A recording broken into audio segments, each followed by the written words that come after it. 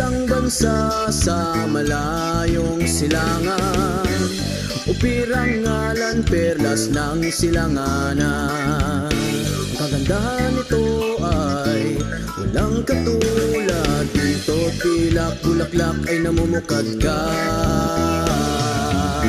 Bangon upir, bangon tayo ay aahon sa mga dayuhang umalipin noong unang panahon. Tumindig ka, gulat ang iyong mga mata, panahon na sabi ng abayahawa. Hello mga ka-Operians, welcome pong muli sa ating talakayan ng Tora at Tipan. At sa atin pong mga tagapakinig, mapagpalang araw, hapon o gabi sa inyong lahat. Saan man kayo naroroon, samahan niyo kaming muli sa pagpapatuloy ng ating pagtalakay sa aklat ni Propeta Jeremiah. Kabanata 31. Dalawang basket ng mga igos. Pagkatapos dalhin sa pagkabihag si Jehoiachin na anak ni Haring Jehoiakim ng sambahayan ni David, kasama ang mga pinuno, manggagawang bihasa at mga alagad na sining ng Judea, patungong Babylon sa utos ni Haring Nebuchadnezzar. Ipinakita sa akin ni Yahweh ang dalawang basket ng igos na inilagay sa harap ng templo ni Yahweh. Ang isang basket ay may mga igos na napakaganda, tulad ng mga igos na maagang nahihinog. Ngunit ang isa naman ay puno ng mga igos na napakasama, hindi na maaaring kainin. Tinanong ako ni Yahweh, "Anong nakikita mo, Jeremiah?" Sumagot ako, "Dalawang basket ng igos. Ang isa ay mabuti at ang isa naman ay masama at hindi na pwedeng kainin."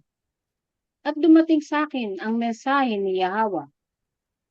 Ganito ang sabi ni Yahweh, "Ang mga bihag na dinala sa Babylon ay itinuturing kong mabubuting igos.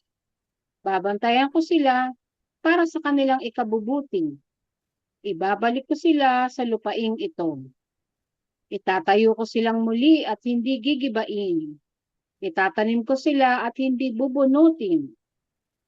Magpapadala ako ng mensahero upang turuan sila tungkol sa akin, na ako si Yahweh ang alahayang.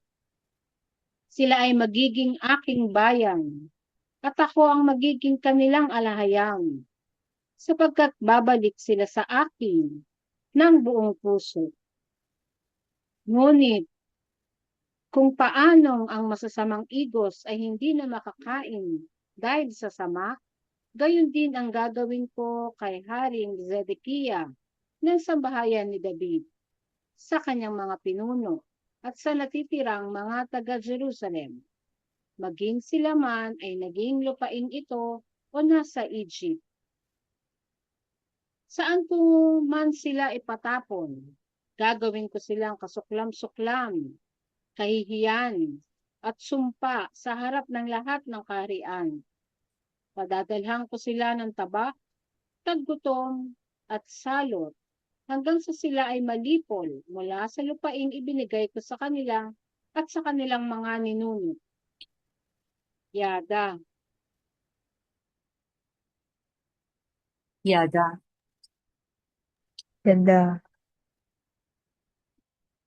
Yung dalawang basket ng igos, wala na yung mga dalawang basket ng igos. Parang dalawang basket, dalawang sako ng mga bigas. Bigas ng May reaction kayo mga kapatid. Nandito yung niloob talaga ng alahayam na maipatapon sila sa Babylon. Di ba sinabi niya dito yung distinction nung mga susunod kay Jeremiah na sumama sa Babylon sa utos ni Nebuchadnezzar ay iingatan niya yung mga pasaway, matitigas ang ulo na may iwan ayun ang kanyang lilipulin or magiging kasuklam sa ibang mga ano, mga bayan. So talagang meron siyang pagpapangkat. Ah, meron siyang pinipili at meron siyang reject. Parang ano yung kwento ng mga isda, di ba na nahuli, pinagpapangkat-pangkat. Kaya, pupunta sa verse 1.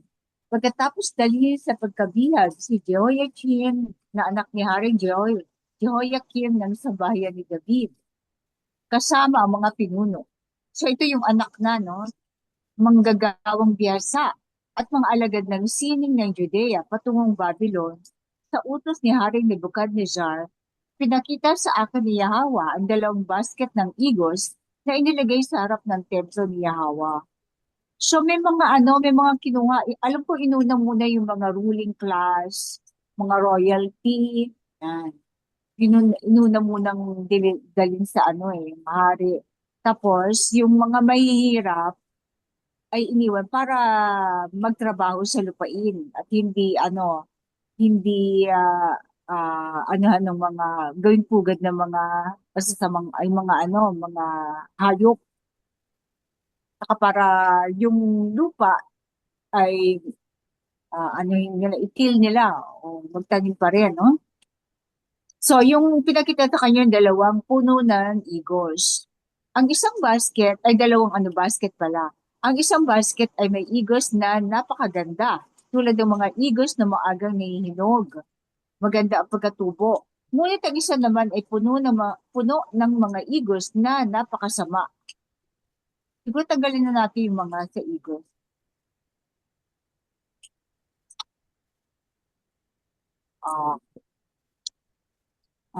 Puno ng igos na napakasama, hindi na maaaring kainin o bulok na or hinog sa pilit o ano.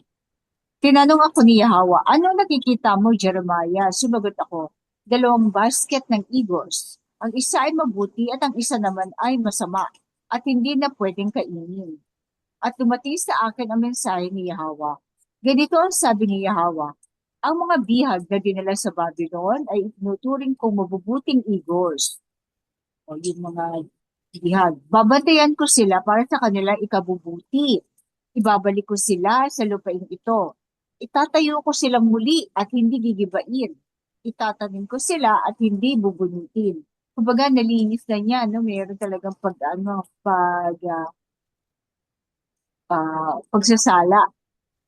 Magpapadala ako ng mensahero upang turuan sila tungkol sa akin na ako si Yahweh, ang alahayam. Sino ba yung pinadala mensahero? Si Nehemiah, sino ba to? Ezekiel.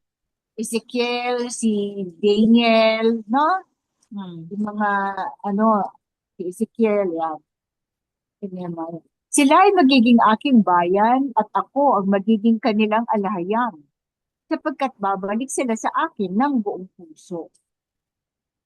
Ngunit kung paanong ang masasamang igos ay hindi na makakain dahil sa sama, gayon din ang gagawin ko kay Haring Sedekaya ng sambahayan ni David. Yung huling hari, sa kanyang mga pinuno at sa natitirang mga taga-Jerusalem.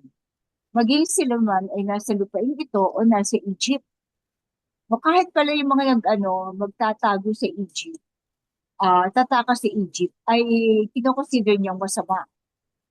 Alam ko si Jeremiah sa Egypt siya, namatay no? Kasi tinama siya doon. Saan ko man sila ipatapon, gagawin ko silang kasuklam-suklam, kahihiyan at sumpa sa harap ng lahat ng kaharian. Padadalhan ko sila ng tabak. Siguro may yung curse na yun, sa lahat ng gawin nila hindi nagpa-prosper. Kaya parang pabigat sila sa anumang kaharian. Padadalhan ko sila ng tabak, tagutom, at salot hanggang sa sila ay malipol mula sa lupain binigay ko sa kanila at sa kanilang mga ninuno. So talaga sila sa pagkalipol. Naka yun? Nakatakda. Nakatakda, oo. Sabihin, kasi yung pagkatakda, hindi mo sasabihin na hindi mo pwedeng sabihin na Kala ko ba may free will? Hindi kasi ito judgment na eh. Kumbaga nagawa na nila yung mga pagsaway. Kaya itinakda na sila. Hindi yan ibig sabihin na wala na ba free will o what. Itinakda na sila. Hindi yun, ay consequence ng kanilang pagsaway. At saka sige mo, yung ano, nakikita ng alahayam yung future eh. Sample na lang, bakit yung ginawa ni ano ni Hitler, inan niya yung mga Jewish, pero ang mundo kinamuhian si Hitler, parang ano siya, pero ayun pala nakikita na niya yung magaganap in the future. Parang kaya inuubos sa mga Jewish dahil alam na pala niya yung ugali ng mga Jewish. So ngayon si Hitler pinasama ngayon ang mga Jewish naman ang namumuno, no? Baka tayo ma-censor, ah. Anyway, so yun ang itinakda ng pagkalipol sa mga, so ipinangkat-pangkat muna niya, sinegregate niya bago niya lipulin. So nagkaroon ng segregation muna. So nagaganap ba ito o magaganap pa ay malamang. Yung mga kapatid, tingin nyo, paano segregation ang ginagawa?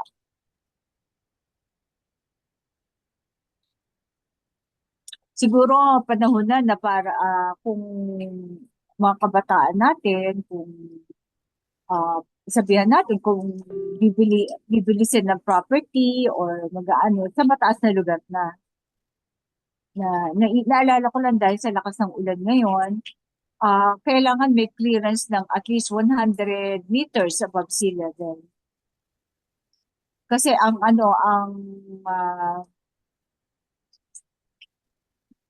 kinatatayuan natin ngayon, ang average na 70 meters. Kasi ko, pag natunaw na lahat ng yelo, tataas ang ng 70 meters ang sea level. So kailangan kung at least mga 100 katulad ng Tagaytay, yan.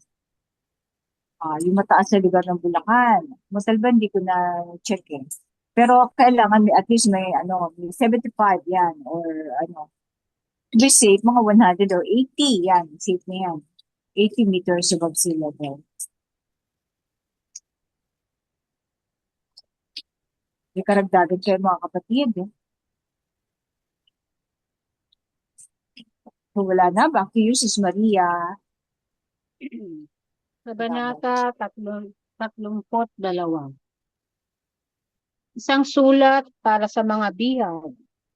Ito ang nilalaman ng sulat na ipinadala ni Propeta Jeremiah mula sa Jerusalem sa mga natitirang mga namumuno sa mga bihag, pati na rin sa mga saserdote, propeta, at lahat ng tao na ipinatapon ni Nebuchadnezzar mula sa Jerusalem patungong Babylon. Nangyari ito pagkatapos ipatapon si Haring Jehoiachin at ang kanyang inang Reyna, mga tagapamahala ng palasyo, mga bihasang manggagawa, mga artisan, at mga pinuno ng Judea at Jerusalem. Paglilinaw, ito ay ang ikalawang pangkat ng tribo ng Judah na ipinatapon sa Babylon. Basahin ikalawa mga hari, chapter 24, verse 8 to 16. Ipinagkatiwala niya ang sulat kina Elasa, na anak ni Shaphan, at Gemariah, na anak ni Helkiah, na isinugo ni Haring Sedekiah mula sa sambahayan ni David kay Haring Nebuchadnezzar sa Babylon. Nilalaman ng sulat. Ganito ang sabi ni Yahweh na alayam sa lahat ng Israelitang ipinatapon sa Babylon. Magtayo kayo ng mga bahay at tumira doon. Magtanim kayo ng mga hardin at kainin ang bunga nito. Mag-asawahan kayo at magkaanak ng mga lalaki at babae. Ipag-asawa ninyo ang inyong mga anak na lalaki at ipakasal ang inyong mga anak na babae upang sila rin ay magkaanak. Dumami kayo roon at huwag kumonte. Hayaan ninyo ang kapayapaan at kaunlaran ng lungsod na kinaroroonan ninyo bilang mga bihag. Ipanalangin ninyo ito kay Yahweh, sapagkat kung ito ay uunlad, kayo rin ay uunlad. Huwag kayong magpaninlang sa mga huwad na propeta at mga manghuhula sa gitna ninyo, ni makinig sa kanilang mga panaginip o pangitain, sapagkat sila ay nagsasalita ng kasinungalingan sa aking pangalan. Hindi ko sila isinugo. Pagkatapos ng 70 taon ng pagkabihag sa Babylon, ako ay darating sa inyo at tutuparin ko ang aking pangakong ibabalik ko kayo sa lupain ng inyong mga ninuno. Sapagkat may mabuti akong plano para sa inyo, hindi kapahamakan, kundi magandang kinabukasan.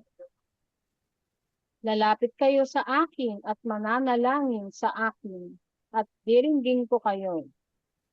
Masusumpungan ninyo ako kung hahanapin ninyo ako ng buong puso.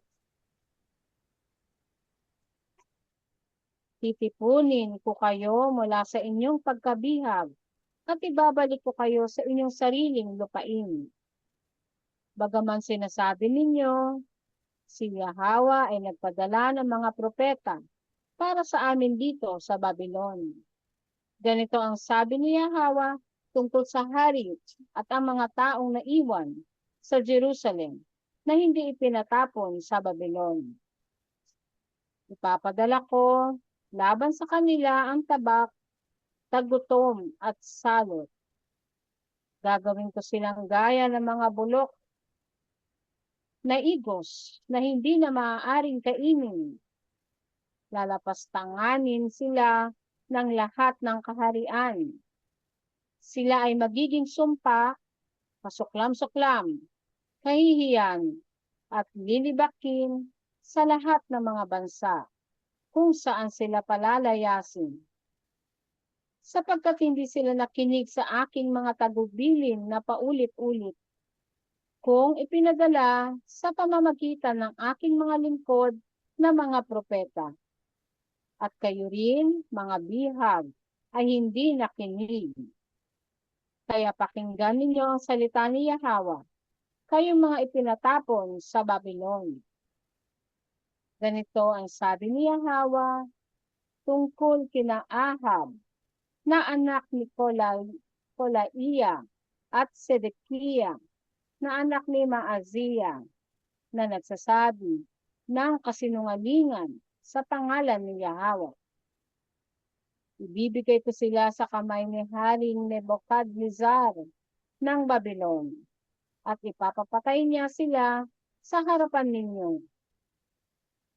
Kaya't sasabihin ng tribo ng Juda na nasa Babylon ang ganitong sumpa: parusahan ka nawa ni Yahweh, gaya ni Sedekiah at Ahab, na sinunog ng hari ng Babylon, sapagkat sila ay nagkasala ng kalaswaan sa lupain ng mga Israelita.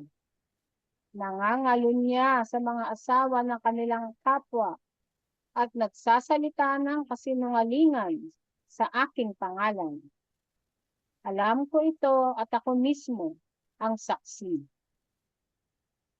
Mensahe kay Shemaiah. Ipadala mo ang mensaheng ito kay Shemaiah na Nehelamite. Ganito ang sabi ni Yahweh na Alahayam: ikaw ay nagpadala ng mga liham sa iyong sariling pangalan sa buong bayan sa Jerusalem. Kay saserdote Zebaniah, anak ni Maazia, at sa lahat ng iba pang saserdote. Sinabi mo kay Sefania, ikaw ang hinirang ni Yahweh kapalit ni Jehoiada upang mamahala sa templo ni Yahweh. Dapat mong ikadena at ikulong ang sino mang baliw na nagpapanggap na propeta. Bakit hindi mo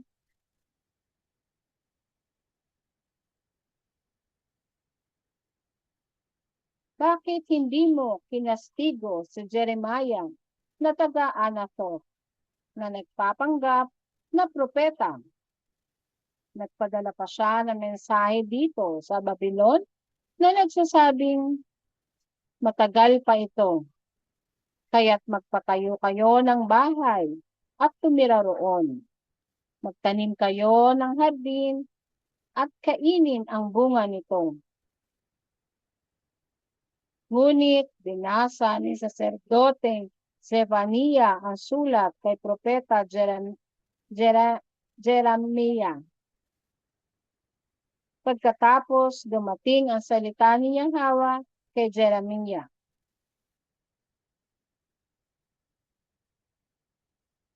Ipadala mo ang mensaheng ito sa lahat ng bihag.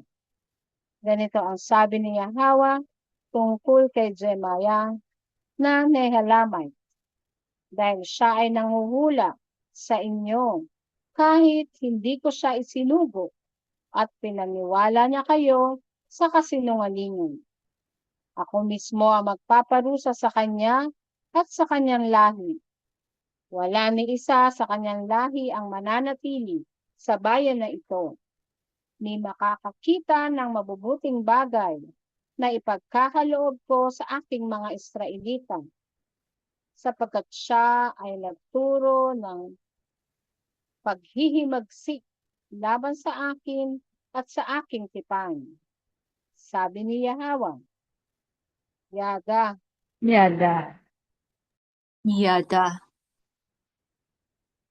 So, isinunod ko to sa doon sa verse 31 para malino.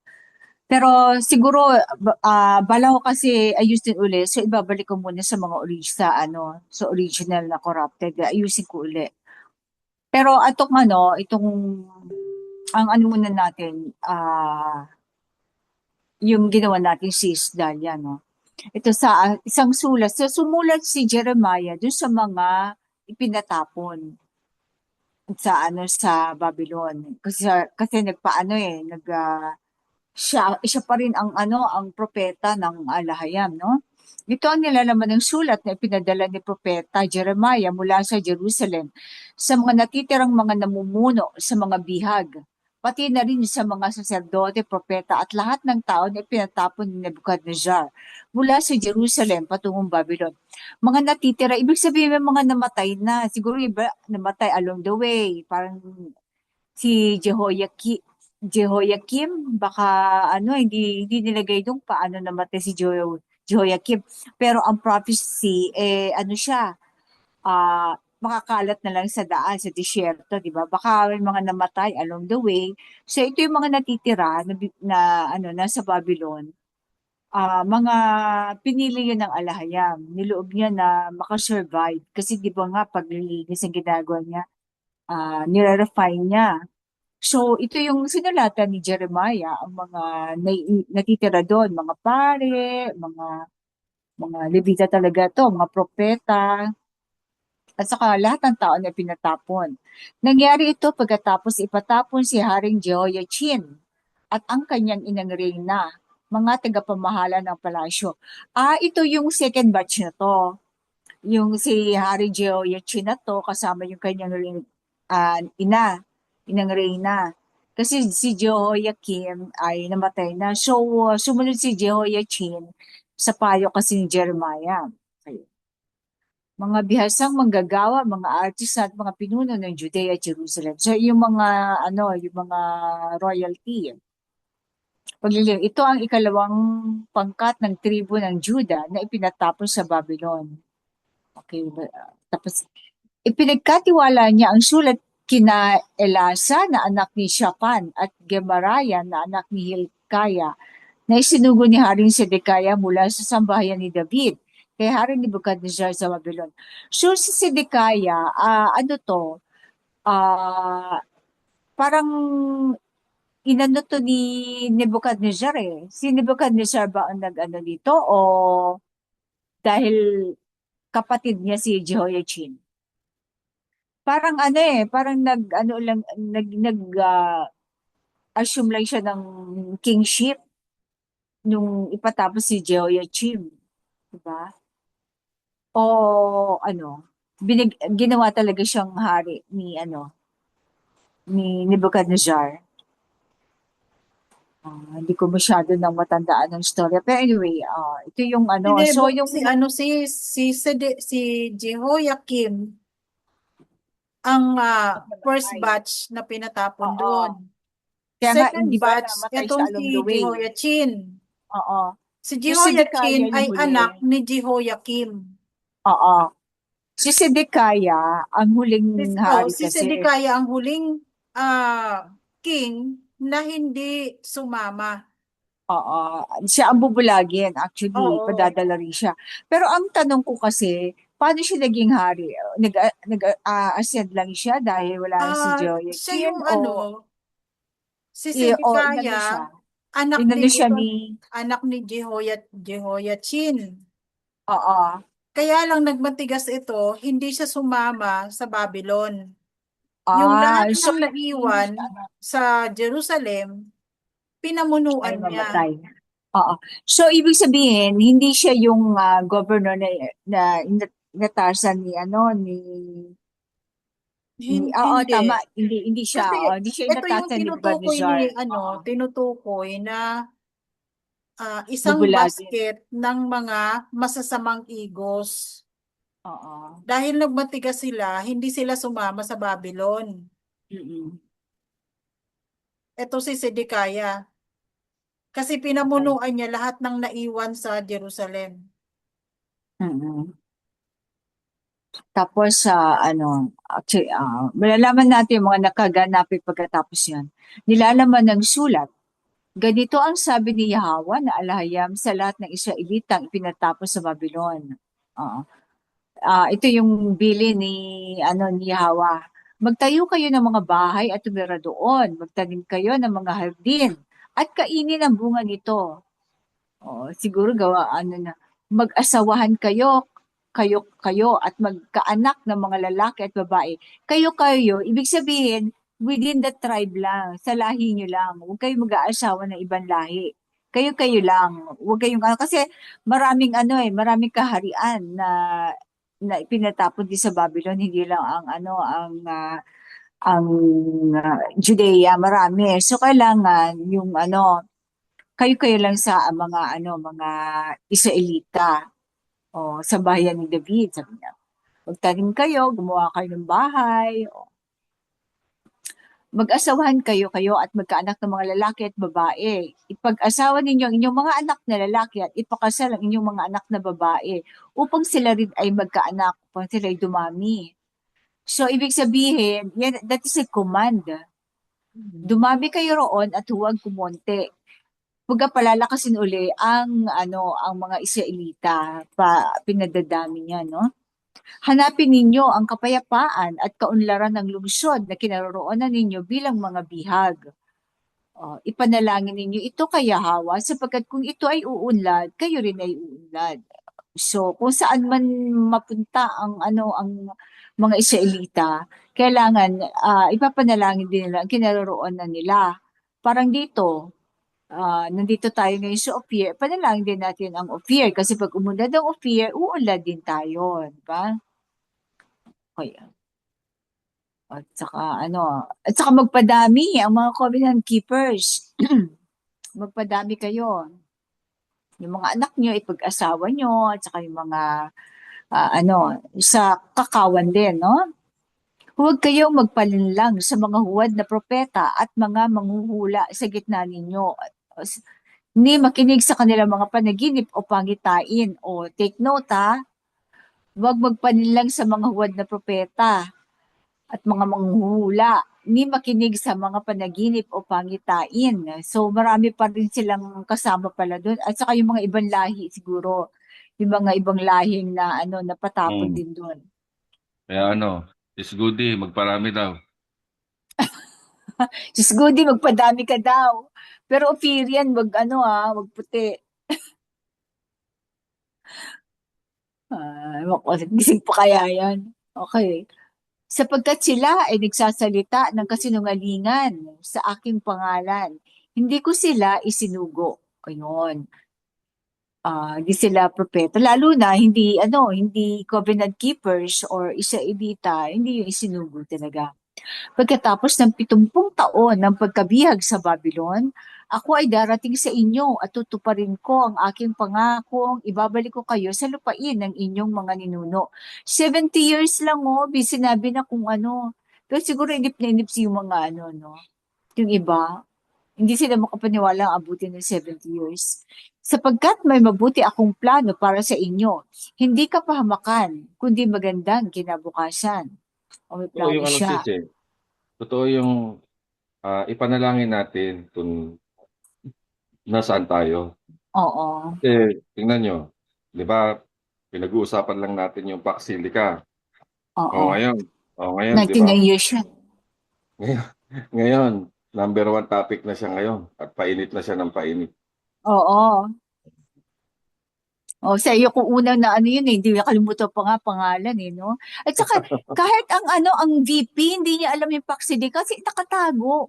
Ibinabaon sa Oh, impeachment, mm, ibinabaon sa kay Ayala kay Alex Ayala, 'di ba? Pag may mga mm, gusto silang papuputukin muna nila si Pacquiao or mm, para maano, para makafo, matanggal ang ng mga tao. At tingnan mo, ang Senate, anong pinagkakaabalahan? Sa halip na yung mga batas o ikapakanan ng bansa, impeachment, ano pa, anong mga pinagkakaabalahan ng Kongreso, ng Senado. Itinago talaga nila, kahit naman si VP, hindi rin niya alam yan eh. Hindi niya, wala pero nagdi-discuss sa kanya. pero hindi nila naitago sa atin. Oo. At saka Ah, yan ang diwa ng shinare ko talaga yung yung yan Paxilica ang diwa kasi, ng alahayon. Mm. oo. Tapos ipapasalamat ako bro at ka-updated ka sa mga ganyan na hindi natin nababasa kasi wala namang Mm. ang ating mainstream hindi yan nagdi-discuss ng about Kasi economy, business, wala. Sa mga lagi ko broadsheet, minomonitor eh. may nagbabasa pa ba ng broadsheet ngayon? Wala na, Hindi di na, ba? hindi ko alam. Hindi Mm. hindi mabubuksan. Ang kinabukasan. Okay. Lalapit kayo sa akin at mananalangin sa akin at diringgin ko kayo. Ito pala. Naalala ko tuloy yung Yolanda. 'Di ba naikwento ko na yon yung bago umano yung Yolanda. Anong mga mga ano ba yun? March ba yun? September o ano? Anong month ba yun? Basta prior to that, pumunta si Bill Gates sa Samar, Leyte. Hindi ko makalimutan yun. Sabi ko, the richest October yan. man. Oo, October. October, Oo, the kasi nasa richest exhibit ako man. nun eh. Oo. May Sabi ko, exhibit kasi nun. kasi ako may photoshoot ako that time. Nung nung pumunta siya, tanda GMA, Channel 11 or GMA, basta news, na pinakita siya, nakatingin siya sa dagat. Sabi ko, of all places, bakit doon pumunta? Ang inaano daw ay for yung mga vaccination, for health ang mga kabataan, parang outreach.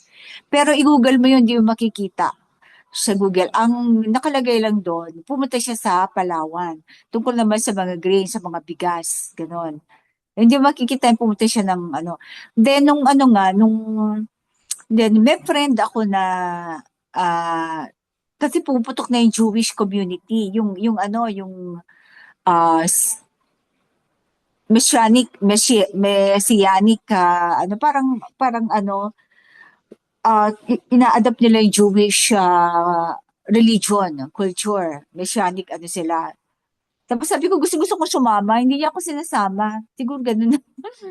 Tapos ano, sabi niya, inaano niya yung mga Jew, yung Israel, mga Israel daw, ganyan. Everyday daw, may ano daw, may nag-aano doon, nagbabomb.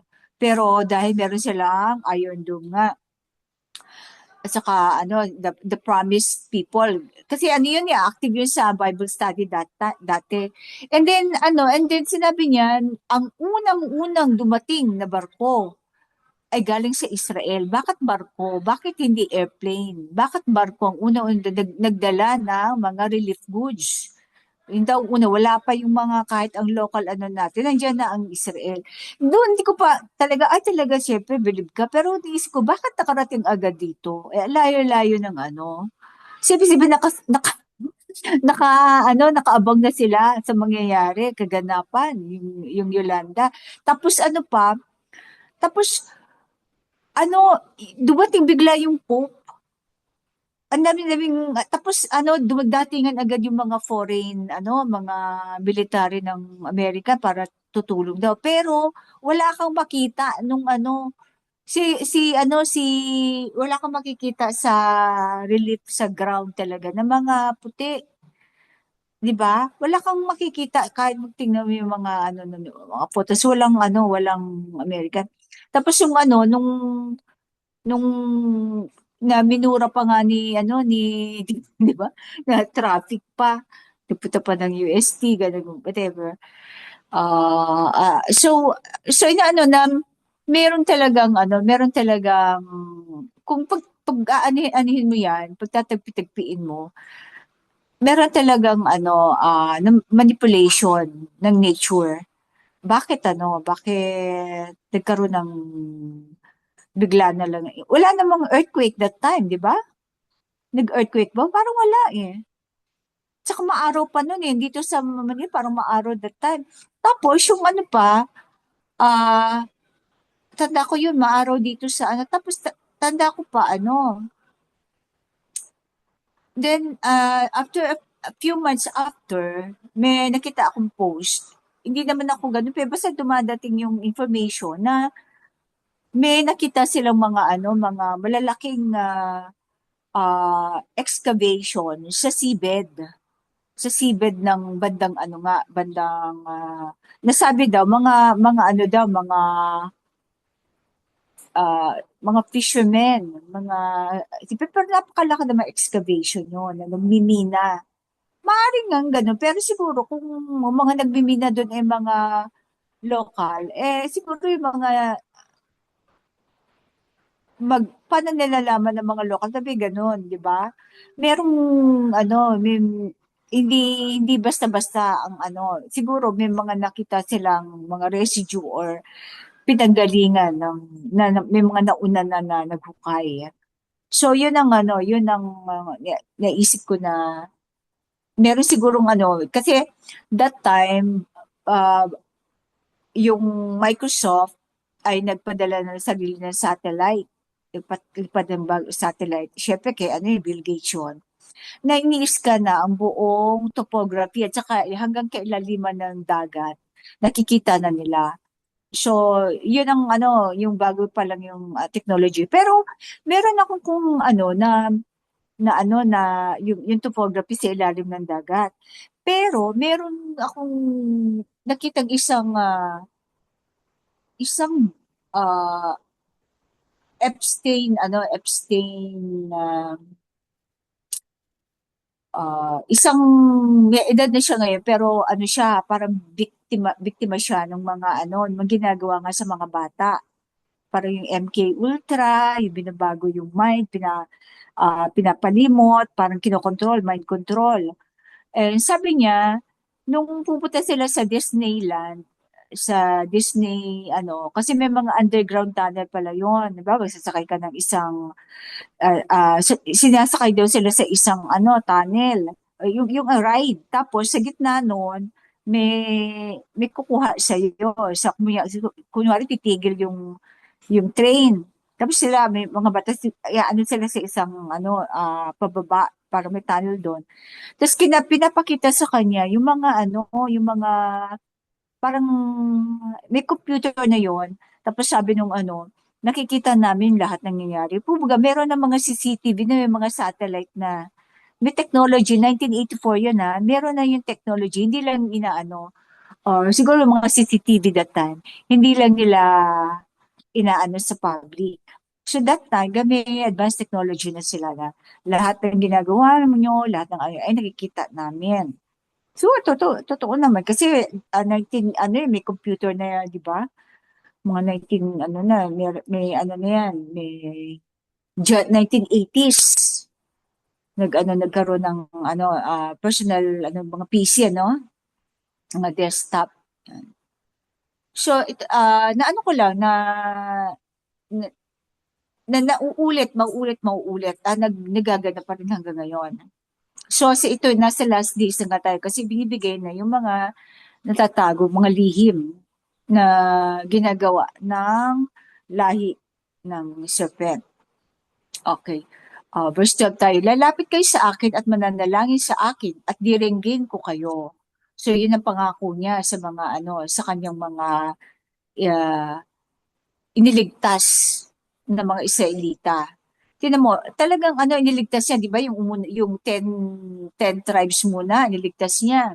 Tapos ito naman, yung naman, natitirang isang tribu ng Juda ay niya, iligtas niya sa Babylon, yung kanyang mga pinili. Kasi, magkakaroon ng tagutom. Okay. Masusumpungan ninyo ako kung hahanapin ninyo ako ng buong puso. Okay, verse 14. Titipunin ko kayo mula sa inyong pagkabihag at ibabalik ko kayo sa inyong sariling lupain. So, yung pangako niya yun So, tinipon tayo at ibabalik sa sarili nating lupain. Ang ating mga ninuno. Sino ba ang ating ninuno? Di ba si Adam at si Hawa? Saan sila nagmula? Di ba? Dito sa Eden. At naasa ng Eden? Dito sa Ophir. So, talagang, dito tayo, ito ang hindi na decode agad ng, mga serpent, no? Verse 15, bagaman sinasabi ninyo, si Yahweh ay nagpadala ng mga propeta para sa amin dito sa Babylon. Ganito ang sabi ni Yahweh tungkol sa hari at mga taong naiwan sa Jerusalem na hindi ipinatapon sa Babylon. Ipapadala ko laban sa kanila ang tabak, tagutom at salot. Gagawin ko silang gaya ng mga bulok na igos na hindi na maaaring kainin. Sabi niya, lalapastanganin sila ng lahat ng kaharian. So maraming kaharian ang susugod, no? Sila ay magiging sumpa, kasuklam-suklam, kahihiyan at lilibakin sa lahat ng mga bansa kung saan sila palalayasin. So yung mga kung saan sila magtatago ay sila kasama sila sa sumpa. Yun lang mga dinala sa Babylon ang maliligtas. Parang gano'n eh.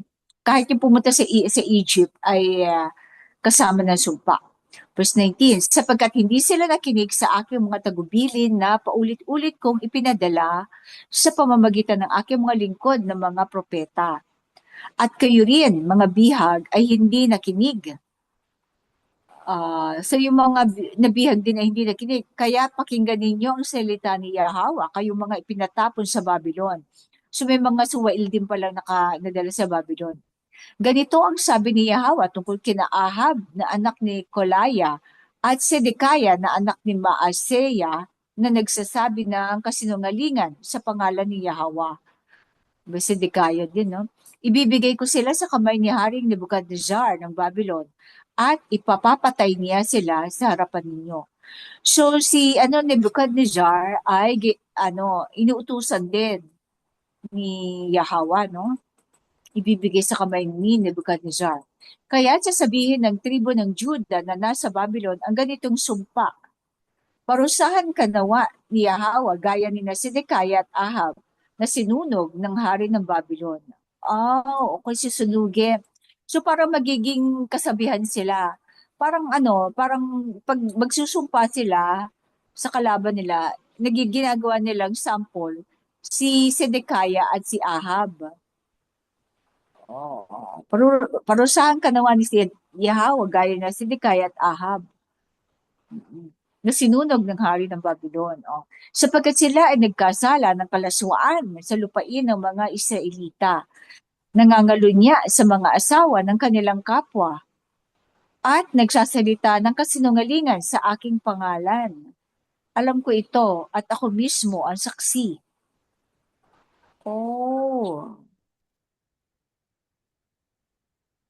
Sino yung ako? Si Jeremiah ang nagsalita ba nito?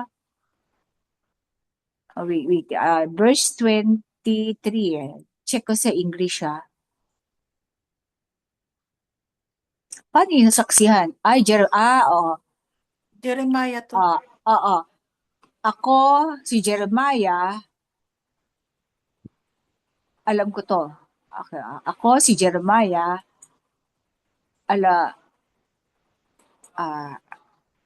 ako Jeremiah.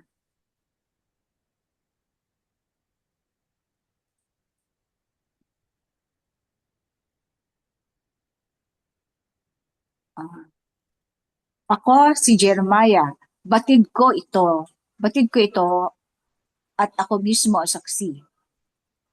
Alam ko ito, alam ko na. Saan mo dinugtong? Dito sa ano? Ako si Jeremiah, 24. alam ko ito, at ako mismo ang saksi. Alam ko ito at ako mismo ang saksi. Alam ko ito.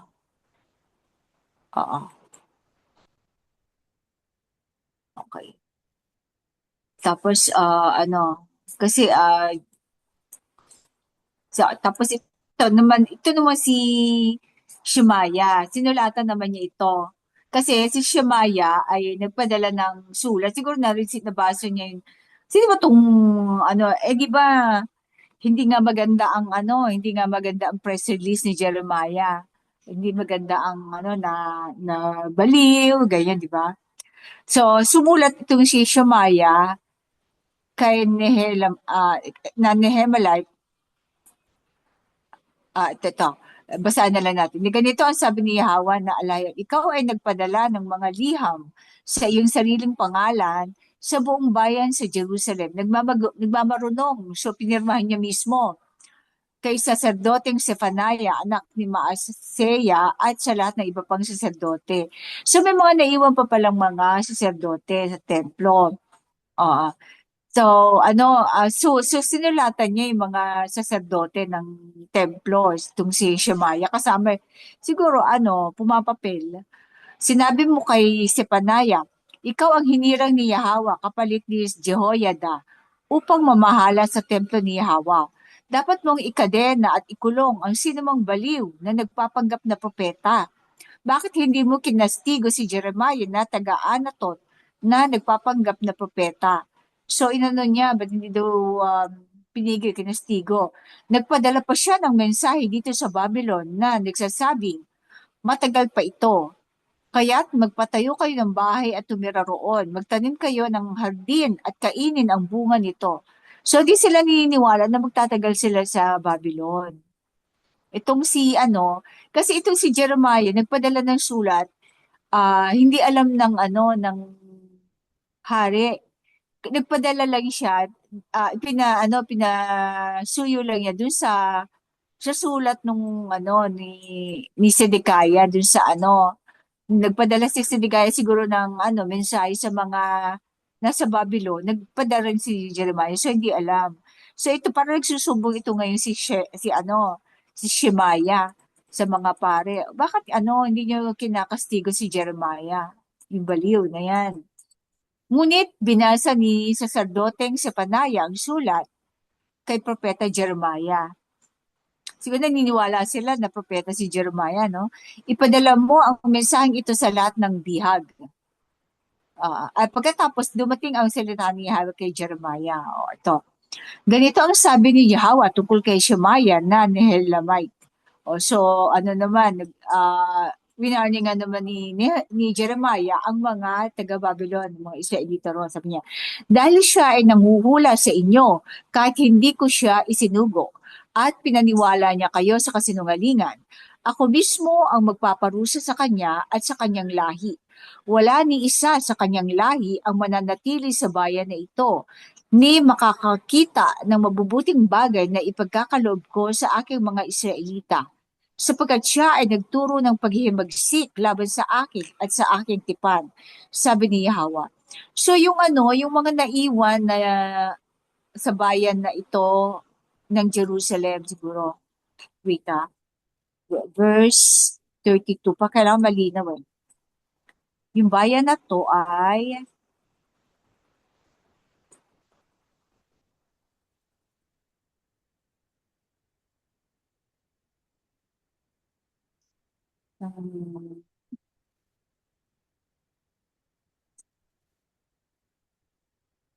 oo. Oo, sa yung mga kamag-anak ni Shemaiah ay walang matitira. Wala, hindi sa okay. Pareho. Dahil naghimagsik sila laban sa aking tipan. So kasi kasama sa tipan yung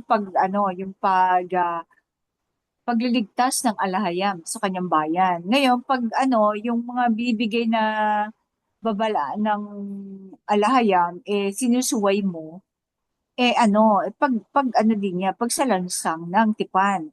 At saka yung mga Babylonia, at saka yung naniniwala na kay Jeremiah kasi naganap yung mga sinasabi niya na papatapon sila, di ba? Darating ang mula sa norte. So naganap, so naniniwala na sila sa sinasabi ni Jeremiah. At binalaan nila ang pakikinig kay Shemaiah.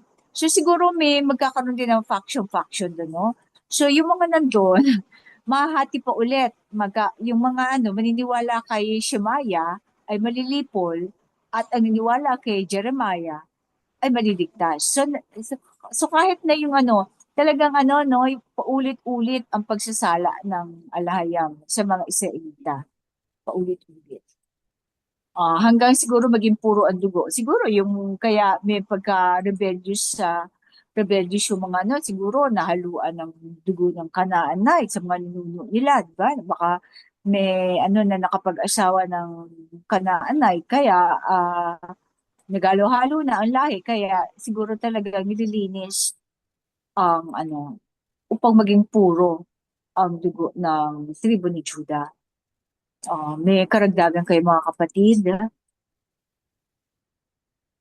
Wala na. Back to you, Sis Maria. Salamat. Kabanata 33. Ang lahi ni Juda ay maglilingkod kay Nebuchadnezzar.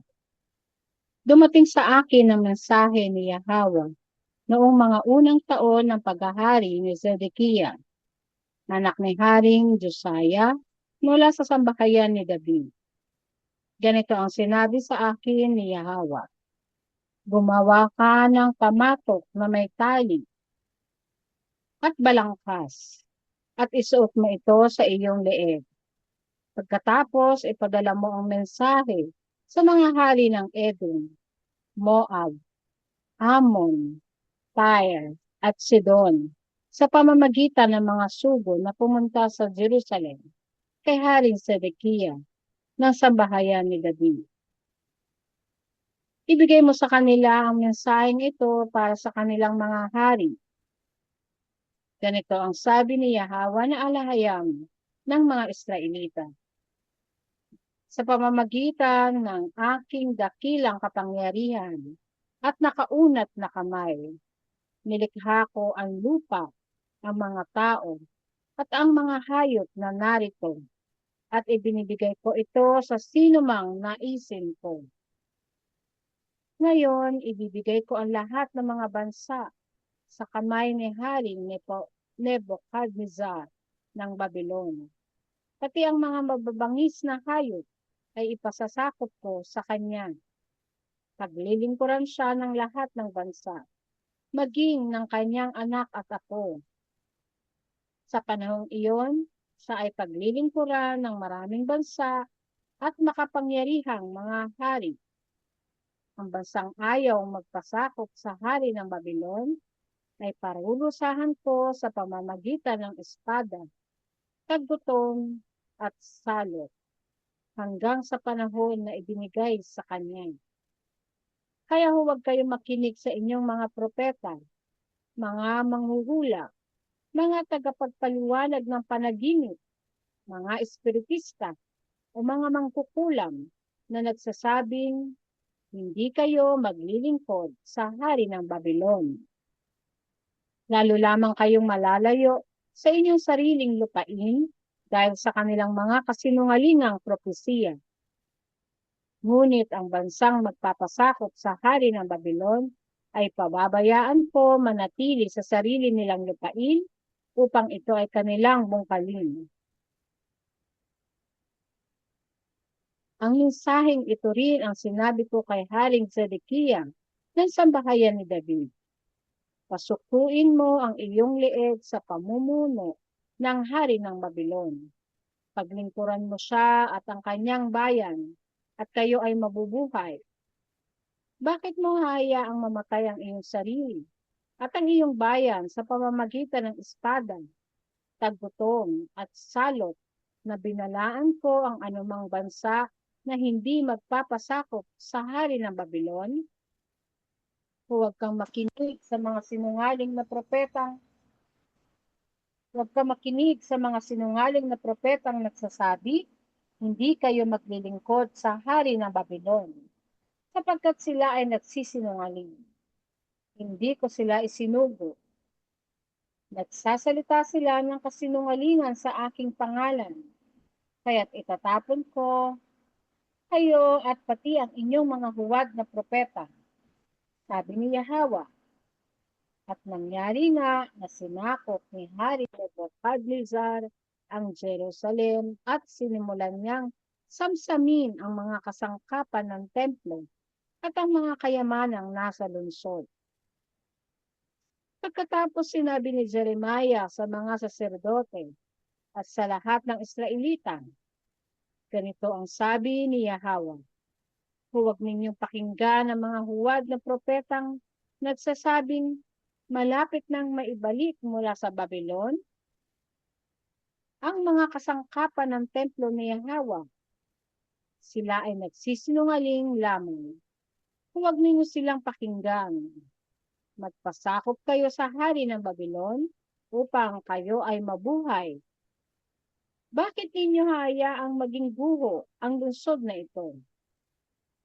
Kung tunay ngang propeta sila at taglay nila ang salita ng alahayam, ipanalangin nila kay Yahweh na huwag nang madala sa Babylon ang natitirang mga kasangkapan sa templo ni Yahweh, sa palasyo at sa lungsod.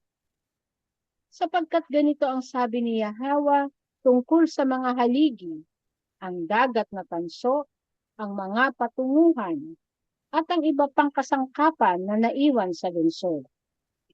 Ang mga hindi isinama ni Nebuchadnezzar nang dinala niya sa pagkabihag si Jehoiachin ay ang mga namumuno ng Judea at Jerusalem. Ganito ang sabi ni Yahweh na alahayam. Ang mga bagay na iyon ay dadalhin sa Babylon at doon mananatili hanggang sa araw na aking kunin ang mga iyon at aking ibabalik at isasauli rito, sabi ni Yahweh. Paglilinaw nang sabihin ni Yahweh na hanggang sa araw na ako ay pumarito at kunin sila. Ito ay pahiwatig na ang nagsasalita ay si Yahweh na anak. Tumutukoy ito sa panahong siya ay isisilang sa laman upang bawiin ang mga banal na kasangkapan ng templo at itatag muli ang makalangit na kaharian sa lupa. Yada.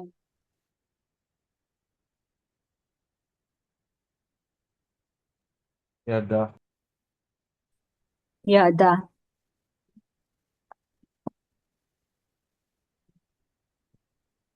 So, hindi pa pala na naibalik na ba yung mga kayamanan na yan mula sa Babylon?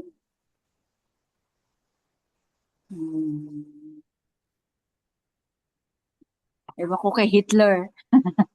Ewan ko kay Hitler o kay kay Yamashita. Kay Kabanata, ang lahi ni Judah ay maglilingkod kay Nebuchadnezzar. So talagang niloob so dumating kay Jeremiah ang mensahe ni Yahweh sa unang taon ng paghahari ni Sedekiah. So ito yung pagka kaalis lang, kakapatapon pa lang ni Jehoiachin at sa kanyang nanay, So ilang 3 taon ba? 3 buwan si Jehoiachin na naghari, So si Jehoiachin kasi ay nakinig sa payo ni Jeremiah. So sumama siya ng payapa sa patungong Babylon. So ito naman si Sedekiah ang yung magiging huling hari ng bago ang pagkatapos sa Babylon. Siya naman. Ganito ang sinabi sa akin ni Yahweh. Gumawa ka ng pamatok na may tali at balangkas at isuot mo ito sa iyong leg. Yung balangkas is crossbar. Yung pamatok, di ba? Yung crossbar at balangkas. At isuot mo ito. Yung parang nilalagay sa sa baka o di ba? Pag aararo. Isuot mo ito sa iyong leeg. Pagkatapos, ipadala mo ang mensahe sa mga hari ng Edom, Moab, Ammon, Tyre at Sidon sa pamamagitan ng mga sugo ng pumunta sa Jerusalem kay Haring Sedekiah ng sambahayan ni David. So Edom, Moab, Ammon, Tyre at Sidon. So mga din to, mga Hebreo, no? Yung Tyre at Sidon ay Aram, di ba? Tapos ang Edom, Moab, Ammon, sa kabilang side ng Jordan River. No. So pinakita niya kung anong gagawin sa kanila. So itong mga ito ay dinala rin sa Babylon, iba, no? Kaya Haring Sedekiah, okay. Ibigay mo sa kanila ang mensaheng ito para sa kanilang mga lahari. Ganito ang sabi ni Yahweh na alahayam ng mga Israelita. Sa pamamagitan ng aking dakilang kapangyarihan at nakaunat na kamay, nilikha ko ang lupa, ang mga tao at ang mga hayop na narito at ibinibigay ko ito sa sinumang naisin ko. So, nagpakilala muna ang alahayam ng mga Israelita doon sa mga taong yun o pinaalala sa kanila. Maaaring hindi na, yung iba nakalimutan na o hindi na alam, parang kaligtaan na. Tapos sinasabi niya na ibinibigay ko ito sa sinumang naisin ko. Yung mga hayop, mga lupa, di ba? Ibig sabihin, he is in control. Nagpakilala siya at sinabi niya siya ang may control. Ngayon, ibibigay ko ang lahat ng mga bansa sa kamay ni Haring Nebuchadnezzar ng Babylon. Ibig sabihin, lahat ng mga bansa dun sa kasi naging napakalaki talaga ng nasasakupan ng Babylon that time eh. Kumbaga, naging vassal nila lahat ng ng mga bansa, no? So ibibigay niya lahat para siguro makaligtas, no? Pati ang mga mababangis na hayop ay ipasasakop ko sa kanya. Okay. Paglilingkuran siya ng lahat ng bansa, maging ng kanyang anak at apo. Kasi may Nebuchadnezzar 2, Nebuchadnezzar 3 eh. Sa panahong iyon, siya ay paglilingkuran ng maraming bansa at makapangyarihang mga hari, kahit makapangyarihang mga hari. Ang bansang ayaw magpasakop sa hari ng Babylon ay paparusahan ko sa pamamagitan ng espada, tagutom at salot hanggang sa panahon na ibinigay sa kanya.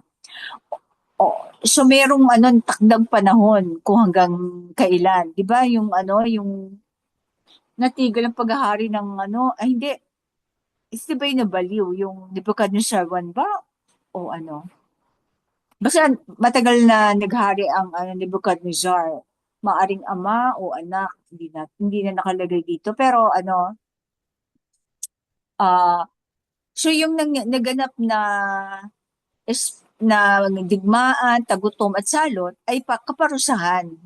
Parusa ng alahayam sa mga hindi susunod sa tagubilin ni Jeremiah. Okay.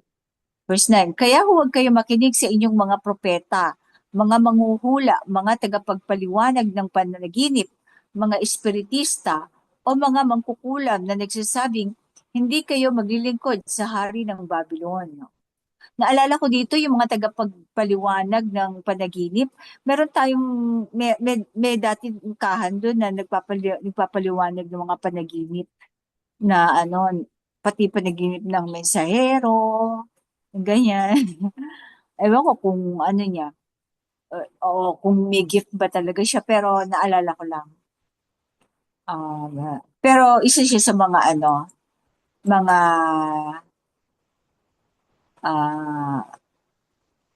yun na nga. Na nga naiwan doon. Okay. Lalo, hindi kayo maglilingkod sa hari ng Babylon. Pag sinabi ng ng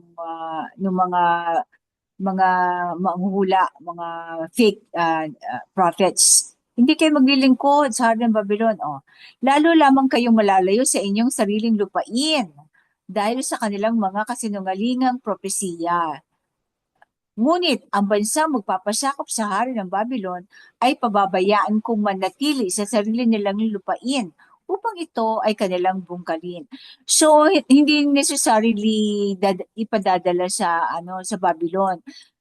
Basta magpasakop lang. Kaya siguro ang kinukuha ng Babylon yung mga pinuno muna. Mga pinuno lang. Tapos yung mga yung mga common, yung mga mahihirap, iniiwan niya doon. Kasi ang mga pinuno usually ang ang nagrebelde sa sa hari ng Babylon. So kaya mga kinukuha niya mga hari lang ng isang bansa. Pero pag nagpasak pa ang mga tao, hinahayaan lang niya ang mga tao. Siyempre, para maging productive at may magbigay sa kanya ng tax. Pero pag nagrebelde ang isang bayan, ay dinidigma niya. So ganun ang naganap. Kaya lang siguro nung kinuha si Jehoiachin, naghari-harian naman tong si Sedekaya. Kaya sa halip na dalawang exile lang, magiging 3 beses ang siege of Jerusalem yan. Tapos verse 15, hindi ko sila isinugo. Nagsasalita sila ng kasinungalingan sa aking pangalan. Kaya't itatapon ko kayo at pati ang inyong mga huwad na propeta, sabi ni Yahweh. At nangyari nga na sinakop ni Hari Nebuchadnezzar ang Jerusalem at sinimulan niyang samsamin ang mga kasangkapan ng templo at ang mga kayamanang nasa lungsod. So, sinamsam ang mga ang kasangkapan ng templo at lahat ng kayamanan. Pagkatapos sinabi ni Jeremiah sa mga saserdote at sa lahat ng Israelita, ganito ang sabi ni Yahweh, huwag ninyong pakinggan ang mga huwad na propeta nagsasabing, malapit nang maibalik mula sa Babylon ang mga kasangkapan ng templo ni Yahweh. Sila ay nagsisinungaling lamang. Huwag ninyo silang pakinggan. Magpasakop kayo sa hari ng Babylon upang kayo ay mabuhay. Bakit ninyo hahayaang maging guho ang lungsod na ito? Kung tunay ngang propeta sila at taglay nila ang salita ng alahayam, ipanalangin nila kay Yahweh na huwag nang madala sa Babylon ang natitirang mga kasangkapan sa templo ni Yahweh. dapat kung totoo nga, dapat pinalangin nila na wag samsaman ang templo sa palasyo at sa lungsod. Sapagkat ganito ang sabi ni Yahweh tungkol sa mga haligi, ang dagat na tanso, ang mga patungan. Kasi ang haligi, di ba, ginto yun? Yung dagat na tanso, napakalaki niya, napakabigat. At ang mga patungan at ang iba pang kasangkapan naman na iwan sa lungsod. Ang mga hindi isinama ni Nebuchadnezzar nang dinala niya sa pagkabihag si Jehoiachin at ang mga namumuno ng Judea at Jerusalem. Ito yung mga naiwan, kasi mabibigat to eh. Ganito ang sabi ni Yahweh na Alhayam. So ngayon, nung kay Jehoiachin, dadalin din sa siege. Ang mga bagay na iyon ay dadalhin sa Babylon at doon mananatili hanggang sa araw na aking kunin ang mga iyon at aking ibabalik at isasauli rito, sabi ni Yahweh. Ayun, kaya siguro gustong-gusto ng mga yung fake Jews na sa Israel kasi nihintay nilang ibalik doon ang mga kayamanan ng Jerusalem dati, no? Meron kayong karagdagan, mga kapatid? Tingin nyo kaya na ibalik na ay New Jerusalem sa New Jerusalem? Wala pa naman sis na confirmation. Wala. Oo. Sa pagbabalik na talaga? Kahit nung panahon ng Mesaya, 'di ba? Wala namang binalik. Wala. Sa pagbabalik nga ng ng Messiah, di ba, dito sa si Yahweh, the Son. Yung second coming, di ba yung second Salamat. coming niya, ang purpose niya ay parang recompense. Pagbabayarin. Oo. So siguro doon pa lang maibabalik ang mga kayamanan na yan sa kanyang paghahari sa millennial. Pagkatatag uli ng makalangit na Oo. kaharian, no? Yes, oo. So, meron tayong millennial na Kaya nga dito sinabi araw ng mensahero sa paglilinaw na siya isisilang sa laman upang bawiin ang mga banal na kasangkapan ng templo at itatatag muli ang makalangit na kaharian sa lupa. So yung Oo. makalangit na kaharian, although dumating na siya, sinilang siya, pero hindi pa naganap yung pagtatatag niya ng makalangit na kaharian. Parang dalawang pangyayari to eh. Isinilang siya sa Oo. laman. Kasi muna niya yung tapos meron na diwa naman ang bumalik. Oo. Diba? Yung diwa naman sa panahon natin. Yung diwa naman niya. So, at saka pinangako niya yung ipadadala niyang mensahero. Tapos, itatatag uli ang tipan at ang makalangit na kaharian. So, naumpisahan na dumating na yung mensahero at bumalik na yung diwa niya. Pamagitan ng natatag na makalangit na kaharian. So, may 1,000 years pa. Oo, Para yung makaganap. Doon pa lang yun mangyayari sa 1,000 years. Oo. At hindi yun sa tao ibibigay, sa kaharian. Oo, sa makalangit na kaharian. Siguro magtatayo siya o mag-aano siya ng karapat-dapat na mamuno, di ba? O yun ang gustong-gustong makuha ng mga naiwan sa ating pinanggalingan, no? So, may karagdagan pa kayo? May oras pa ba, sis? Pwede pa naman cancelled na naman kasi ang pasok bukas eh. Online. So back to you, Sis Maria. Okay po. Kabanata 34. Mensahe para sa Babylon. Ang salita na sinabi ni Yahweh o ang anak sa pamamagitan ni Propeta Jeremiah tungkol sa Babylon. Ihayag ninyo ito sa mga bansa at ipaalam. Itaas ninyo ang watawat at ipahayag. huwag ninyo itong ilihim. Sabihin ninyo, masasakop ang Babylon, mapapahiya si Bel. Matatakot si Marduk, ipahihiya at mapupuno ng takot ang mga sumasamba sa mga idolo. Mula sa hilaga, isang bansa ang darating laban sa kanya at gagawing ilang ang lupain na walang tumatahan doon. Ang tao at hayop ay aalis. Silang lahat ay magsisitakas. Sa mga araw na yaon at sa panahong yaon, ang sambahayan ni Efraim at ang mga tao ng sambahayan ni David ay darating, magkakasamang iiyak upang hanapin si Yahweh na kanilang alahayam. Itatanong nila ang daan patungo sa Sayon at ihaharap ang kanilang mga mukha doon. Darating sila at magsisisama kay Yahweh sa isang walang hanggang tipan na hindi malilimutan. Ang aking bayan ay tulad ng nawawalang tupa. Ang kanilang mga pastol ang nagligaw sa kanila at inakay sila sa mga bundok. Nagpalaboy-laboy sila sa mga bundok at mga burol. Nakalimutan nila ang daan sa kanilang pahingahan.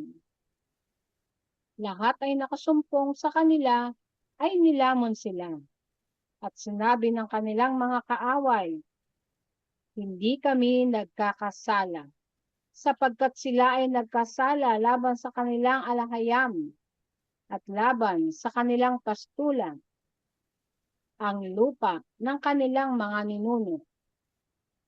Tumakas kayo mula sa Babylon at lumabas kayo mula sa lupain ng mga Kaldeyo at maging gaya kayo ng mga kambing na nangunguna sa kawan. Sapagkat ako ay magbabangon at magdadala laban sa Babylon ng isang kapulungan ng maraming bansa mula sa hilagang lupain. Sila ay magsasaayos laban sa kanya at mula sa katimugan siya ay masasakop. Ang kanilang mga palaso ay gaya ng mahusay na mandirigma na hindi bumabalik nang walang tinamaan. Kaya't ang Babylon ay magiging samsam, ang lahat ng sumamsam sa kanya ay mabubusog. Sapagkat kayo ay nagsaya at nagalak, mga mananakmal ng aking mana, kayong lumukso gaya ng dumadalagang baka sa pastulan at humahalinghing gaya ng malalakas na kabayo. Ang inyong ina nanganak sa inyo ay labis na mapapahiya.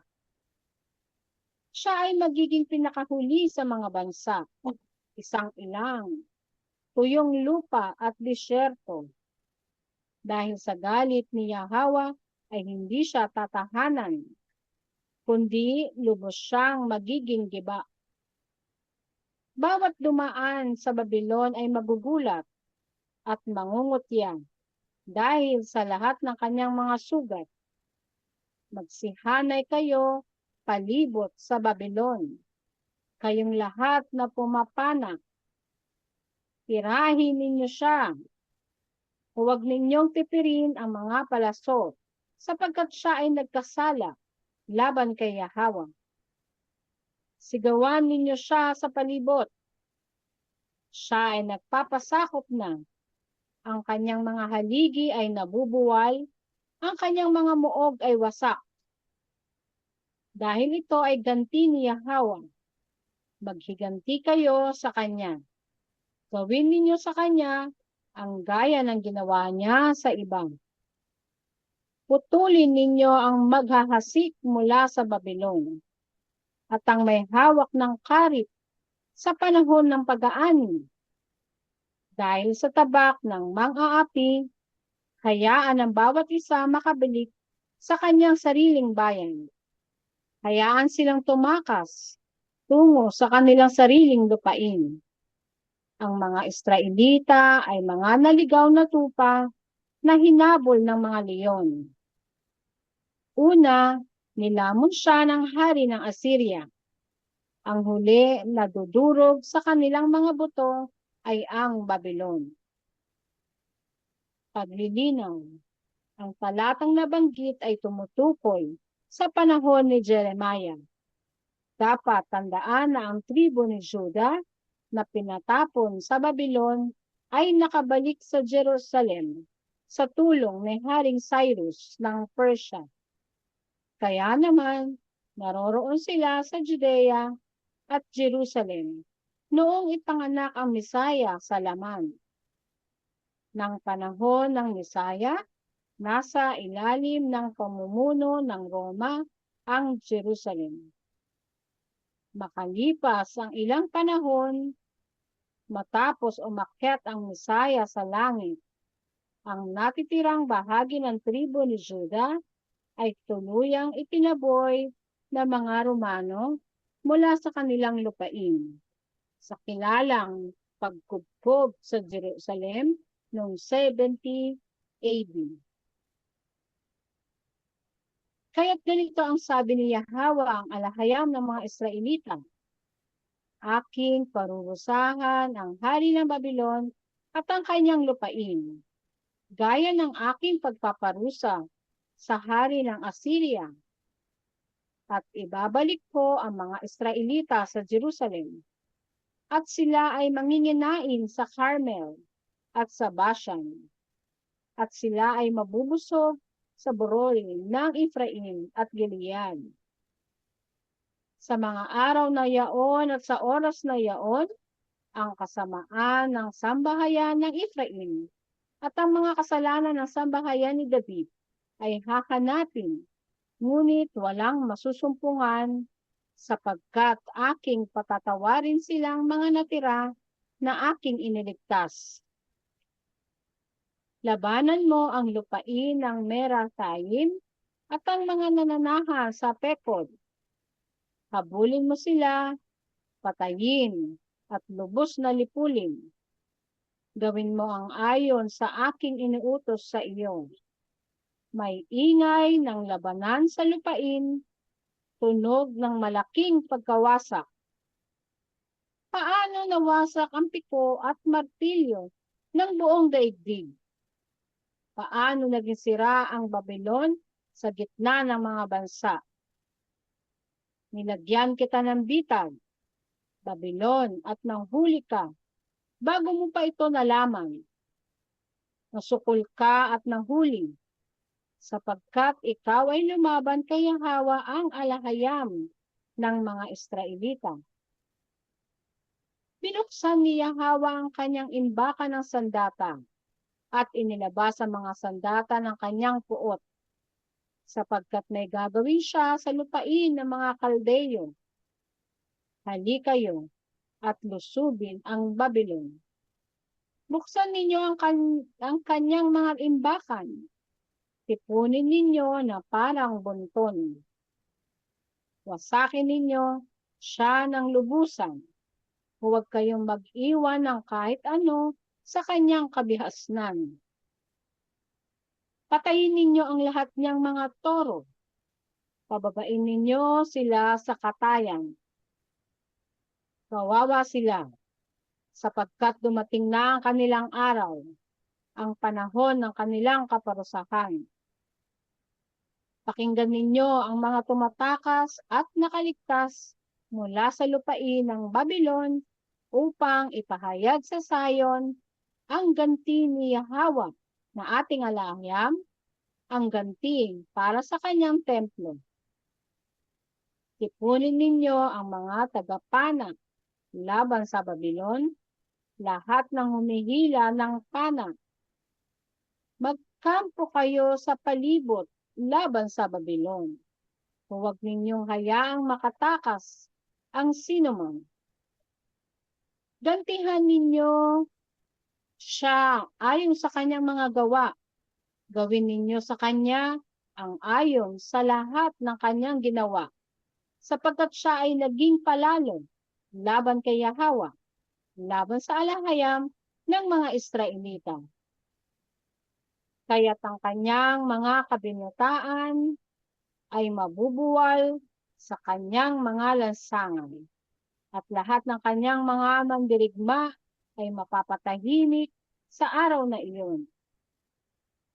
Sinabi ni Yahweh sa Babylon, laban ako sa iyo, palalong babae, sapagkat dumating na ang iyong araw, ang panahon ng iyong kaparusahan. Ang palalo ay mabubuwal at walang tutulong sa kanya na makabangon. At aking susunugin ang kanyang mga lungsod at lalamunin ng apoy ang lahat ng nasa palibot niya.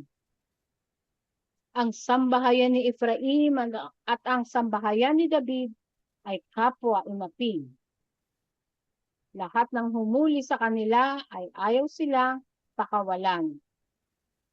Ngunit ang kanilang tagapagligtas ay malakas. Yahweh ang kanyang pangalan. Tiyak na ipagtatanggol niya ang kanilang usapin upang bigyan ng kapangyarihan ang kanilang lupain at kaguluhan para sa mga nakatira sa Babylon. Isang tabak laban sa mga Kaldeyo at laban sa mga taga-Babylon at laban sa kanyang mga prinsipe at sa kanyang mga pantas. Isang tapak laban sa mga sinungaling nilang propeta at sila ay magiging mga hangal. Isang tabak laban sa kanyang mga mandirigma at sila ay masisindak. Isang tabak laban sa kanyang mga kabayo at mga karwahe at laban sa lahat ng dayuhan sa kanyang hanay. Sila ay manghihina. Isang tabak laban sa kanyang mga kayamanan at sila ay sasamsamin. Isang tagtuyot ay darating sa kanyang mga tubig.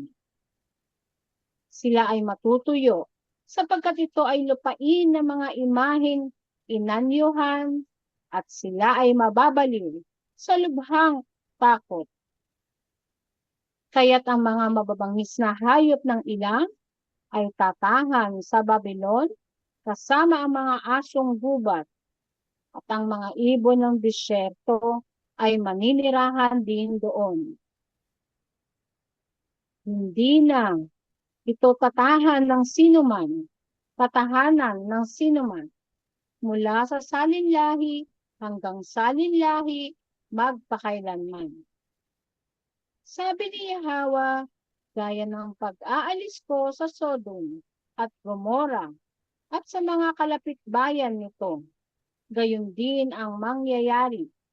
Walang taong maninirahan doon ni mamumuhay na anak ng tao roon. Tignan, isang pulutong ng kawal ang dumarating mula sa hilagan, at isang malaking bansa at maraming hari ay pinukaw mula sa silangan, sa mga dulo ng lupa. Sila ay may hawak na pana at sibat, sila ay malupit at hindi naaawa.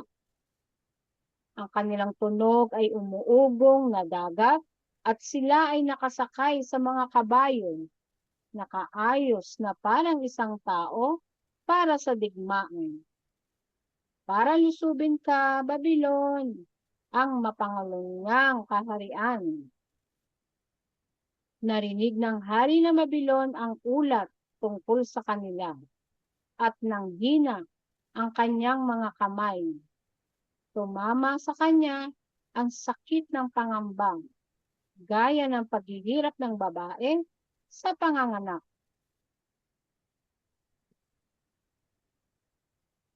Nagsalita muli si Yahweh, gaya ng isang leon na umaahon mula sa masukal na kagubatan ng Jordan tungo sa luntiang pastulan. Gayon ko itataboy ang Edom sa isang saglit. Sino ang makagagawa nito maliban sa akin? Sino ang gaya ko at makakalaban sa akin? At anong sandata ang makakatagal laban sa akin? Kaya't pakinggan ninyo ang plano ni Yahweh laban sa Babylon at ang kanyang layunin laban sa mga nananahan sa lupain nito. Ang mga batang kawan ay tatangayin at ang kanilang pastulan ay masisindak sa kanilang kapahamakan. Sa tunog ng kanilang pagkabihag, yayanig ang lupa. Ang kanilang iyak ay maririnig sa mga bansa. Yada. Yada. Yada. So, bukas na lang yung ating talakayan sa chapter 34. No? Mahaba yung chapter 34. Okay, 10:36 na rin pala. Ano ba? Ay, Ang 10:06. mag-ano niyan ay magdi-discuss niyan ay sino gusto mag-discuss? Para marinig naman ang inyong tinig. So, bukas na lang ulit at maging keep dry, keep healthy, keep warm. Prepared, sarap ng champurado. So, may musika tayo, sis. Ito salita ng Alahayam, Halaluaya Alahayam. Ganda. Musika ka, sis. Bagong awit. Hallelujah, Alahaya.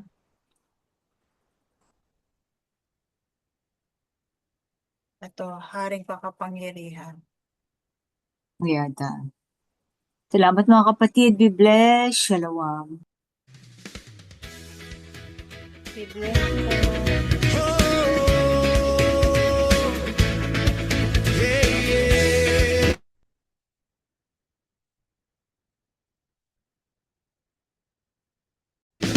Haring makapangyarihan, kami ay naririto, tinipon sa panggalan mo.